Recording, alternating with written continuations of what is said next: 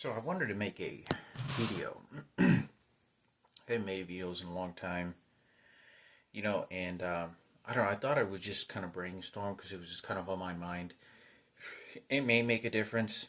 I don't really think it will, other than make me probably feel more guilty or. Uh, but the reason I want to talk about this is about Frankie and all the horrible rapes that happened between most of all Frankie and then me and my mother, biological mother. And this is about me working at PBK, which is an architectural firm, when I was 24 years old. And I very well remember the atmosphere because it was an office. I worked right below a couple floors below Clear Channel Radio, which was at the time it was like 106.1, 106.7, 94.5. It was like the biggest radio stations in the city of Dallas. There was a lot of celebrities that used to go through there.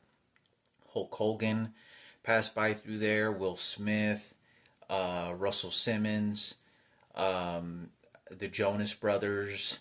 Uh, uh, there was just about every famous, I think, Christina Aguilera. So every top artist used to go through there and do interviews, and you'd see their tour buses there. But I never saw any of the celebrities. And I tried applying at the radio station, but didn't get hired for one of the road crews or whatever. But anyway, when I was working in there, I was a site manager. Basically, I work inside the office and I'm handing paper with notes, and I talked about very vividly that there was people that some of these people I don't believe worked at the actual architectural firm work. I think they did something else. But I remember, I could go in so many details about I experienced there, and a lot of it, some of it was very bad, and were strictly targeting me. They were awful monsters. But for the most part, they were cool. There's a couple black guys I used to work with that they had graduated. They were older though. They were like old black guys, educated. One looked like he came from the hood, just changed his life and got an architectural degree. Who worked across from. Kind of had like a Barack Obama kind of vibe to him, and sort of, I guess, I don't know, but I really didn't pay too much attention. This is during the time when all this, when I talked about that I saw Barack Obama at Gensler, which was one of the architectural firms that I used to also go to, because I used to drive my car into these different architectural firms, but I was primarily located at PBK, which is right over by Midway and Dallas North Tollway. And when I was working there one day, and this is like, I don't know, maybe a couple months of working there, I used to be real cool with this guy named Gabe Palacios, and he was like the manager. He was the architectural manager. Some of these Mexican guys, they were really educated. I used to work with, and they were just brilliant. They were very, very good. And I remember one day, because he worked in his own cubicle next to me. Not really next to me, but kind of, he had his own window. He had a desk with a window, but I was dead in the center of the entire architectural firm. And there's all these cubicles around me and some open space.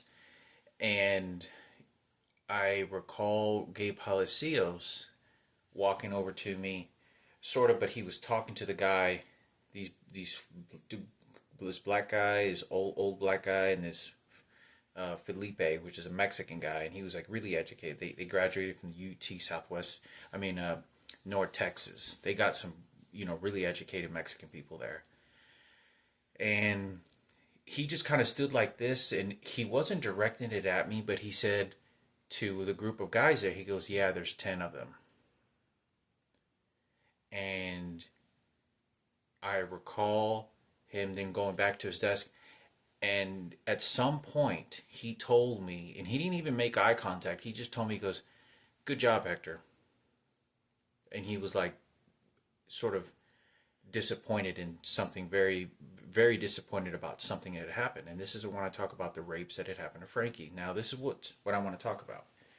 I don't know if Frankie went and told the group of psychologists that are working with my mother, that there was 10 people that raped him, a total. And I have reason to, I mean, I have no idea what that story is.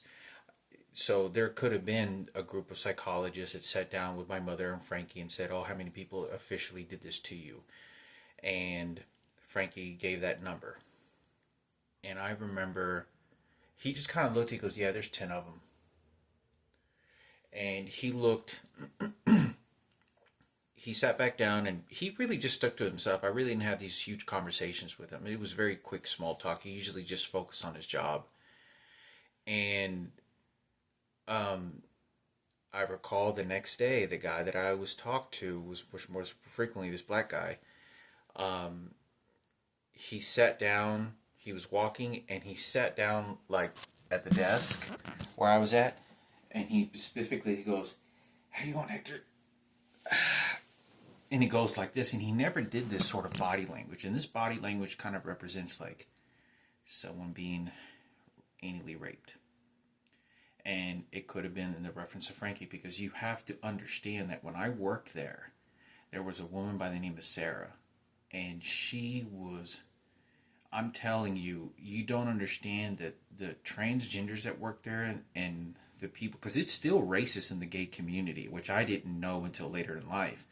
But it's very racist in the LGBT community between the trans and the blacks and the Mexicans and the whites. There's hardcore racism in that circle, which I didn't know, which is very real.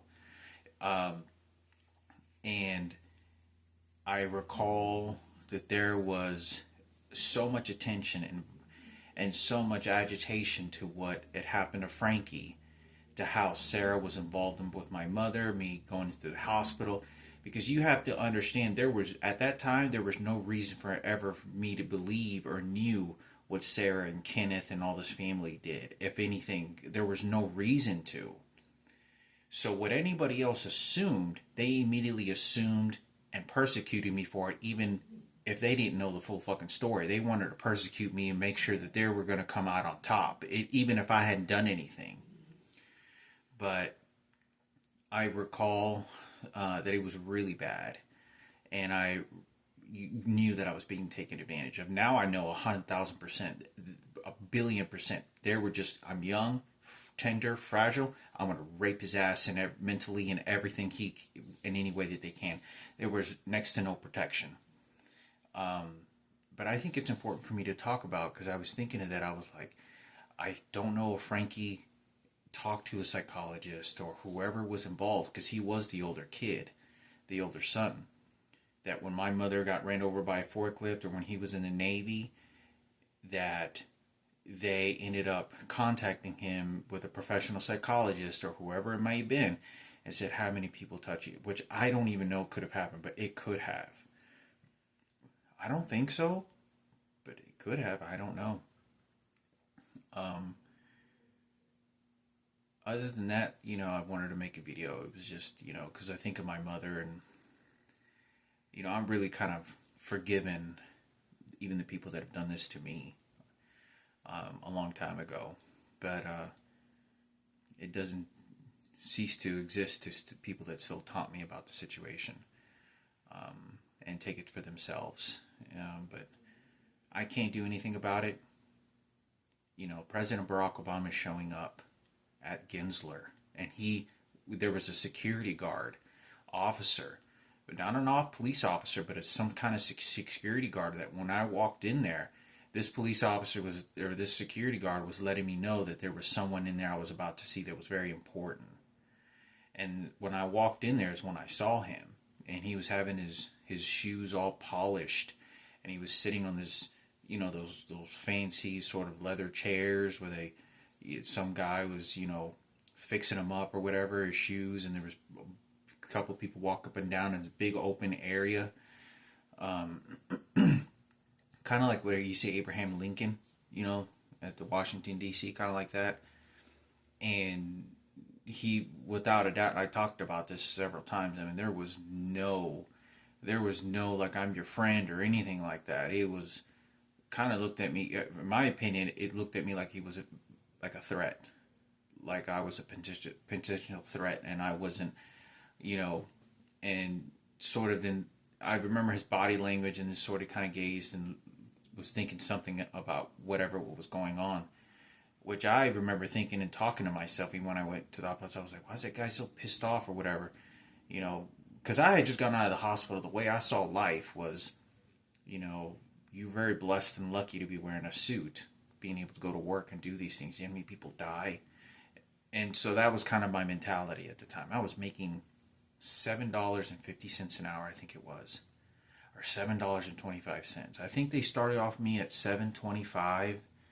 I never made more than $8, or it was like $7.50. But I want to say I started off like at $7.50, and they paid me $8 an hour when I started working, because I worked at in shop, which is a print shop inside, and then they transferred me over to the site manager location. They give me a 50 cents raise, which is like $8 an hour, which was next to no money.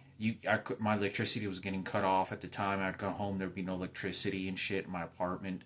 I could barely afford one meal a day for food. You know, barely. And I had, you know, barely make it. And I had no insurance, and I had bills stacking up. I couldn't afford my insurance payment. And this is the time when I worked there, I was getting tickets. Right before I had seen Barack Obama, I was getting tickets. And right after, I continued to get tickets during that time too. Got my card towed as well when I was there. And this is whenever, believe it or not, this is exactly in the time when I saw President Barack Obama and the security, when I went to Gensler, which is Gensler's the #1 architectural firm in the world. To my understanding, the world. They're the best, and they are. They had like professional chefs, and it was like top of the line catering to the employees, and office professionals, highly educated architecturals, you know, art design people. And when I walked in there, you know, it was very professional. But like I said, in that particular situation, was when I was 24, is whenever I had somebody put poison, or not poison, but they put intentional bad fluid into my transmission and completely blew out my transmission. And I talked about this because I still owe my brother for that. I owe still one of my stepbrothers for this money that lives in New York, and it was like $2,200. And I had to call him to let me borrow the money, because the guy that had intentionally had done this had put the wrong transmission fluid inside my car and blew out my fucking car. And I had to ask my stepbrother, who was in the hospital with me, when he was in the hospital, Robert Palomo, who lended me the money. And I recall that whenever I was there is when it happened. So there was a very short minimal gap. It was like within a month. It was within a month. Like, I saw Barack Obama, and then they blew out my transmission, or it was like before I saw him. I don't remember what it was, but I'm gonna say I think it was after, and it was within that month and a half. I would say, I'd say 7 to 8 weeks from the period that I saw him, when I drove my car to the mechanic shop just to get a transmission fluid changed, and they completely burnt out a brand new. My car had like, at that time, my car was like nearly brand new. It had like 70,000 miles, and it was like brand new. I mean, it felt like a brand new car. Well, anyway, I talked about that when the transmission blew out, because I remember going to work at PBK, and I was working at PBK at the time, where my transmission was completely fucking fucked up. The car was like sort of jerking and just misfiring and skipping the gears and shit. It was an automatic engine. The car was completely gone. It was all fucked up. So,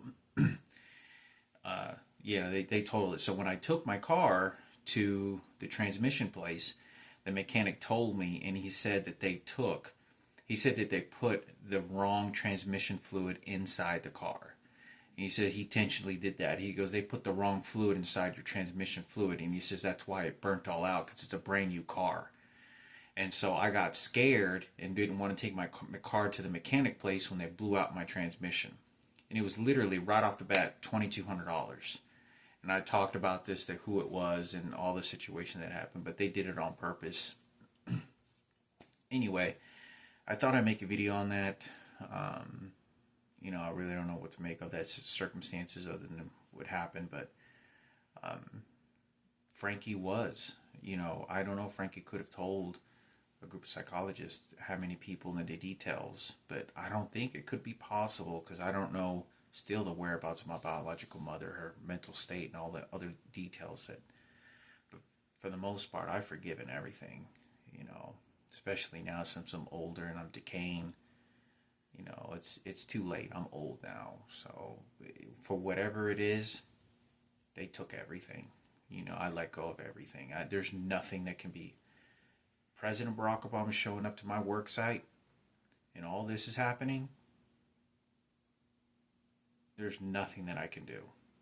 They blew up my transmission. I was getting tickets. I was making $8, $750. So I started off $750 just going there occasionally. Then when they finally affirmed, transitioned me over to the full-time site manager, when I got $8. So I don't know if I was making $8 at that time, but I wasn't making more than $8. I was making $7.50, $8 an hour. My rent at that time was $650. $650 was my fucking rent. I still had to pay, I think, like a trash bill and like a water, and it was like, because all my bills with the besides electricity was like $685, $650. It was somewhere around those numbers, and I was making $8 an hour. Couldn't afford insurance, couldn't afford any good food. I had just gotten out of the hospital from being sick and nearly dying. Actually, as well, this happened to me too.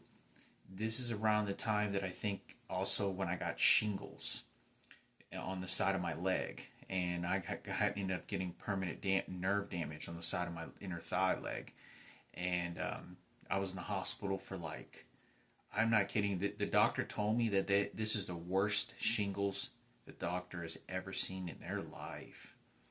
And I went there and ended up getting shingles, and I ended up leaving.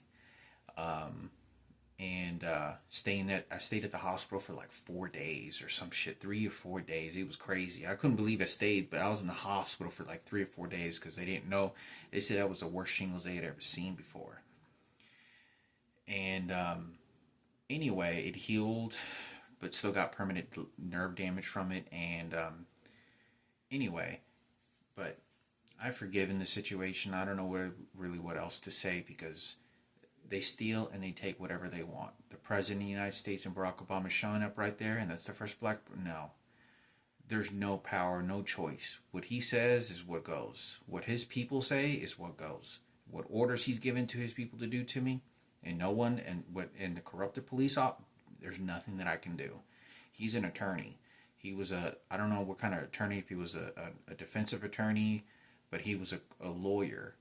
Some kind of lawyer, and I don't know if it was in the criminal field. Most of them, I think it was in the criminal world.